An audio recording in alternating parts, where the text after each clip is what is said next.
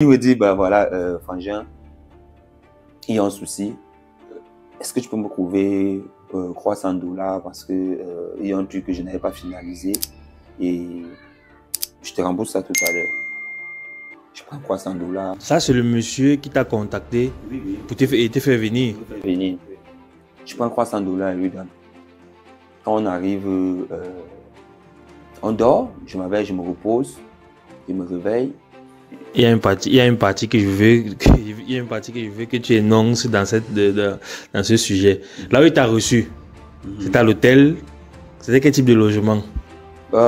Déjà, le logement était, comment est-ce qu'on appelle ça? En fait, c'est un logement commun. Ouais, c'était un logement commun. Quand j'arrive, il me dit, voilà, voici ton bâtiment. Non, sans mentir, le bâtiment était juste, waouh, c'était un bâtiment nouvellement construit même.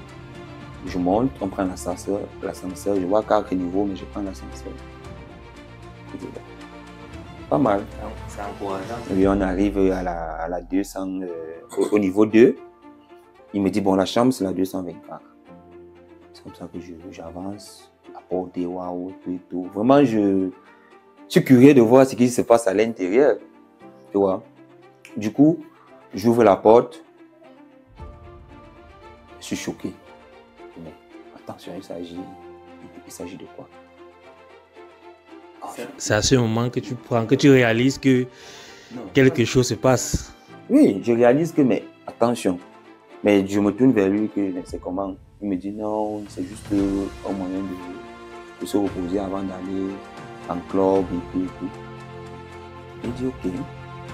Le matin, je me réveille. Déjà, il n'est presque pas dormi. Le matin, il me dit voilà, accompagne-moi. On va prendre, il y a un autre gars qui est arrivé parce que vous devez faire les tests ensemble. Maintenant, dans ma réflexion de rentrer au pays, je me dis bon, si on m'a fait mieux, je rentre. Après, le monsieur qui comptait les sous, je suis par le téléphone, il me dit oh, il faut couler ma dalle là, vous n'avez pas fini, tout et tout. Du coup, ça m'intrigue. Mais un jeune homme comme ça et tout, il se bat, il est en train de construire, il vit paisiblement. Moi, je veux rentrer faire quoi au pays? C'est là où mon aventure commence. Et les entraînements que je suis parti de moi-même, hein, donc je suis parti de moi-même. J'ai trouvé un coin pour travailler et un monsieur apprécié. Il m'a dit, bon, il voulait m'inviter à jouer un match pour mieux me voir. Je lui ai dit que le match se joue. Il me dit que c'est la communauté pakistanaise contre les Indiens. Le footballeur burkinabé, Aristide Bamsé, on était en plein match. Mais je dis, attention, ça c'est pas Aristide Bamsé.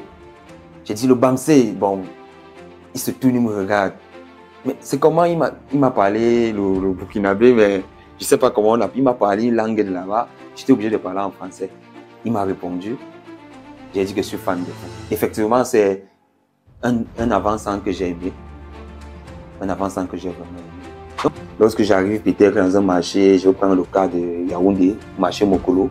Quand je vois ce qui se passe, je suis un peu déçu. D'aucuns partent prendre les voitures et les temples.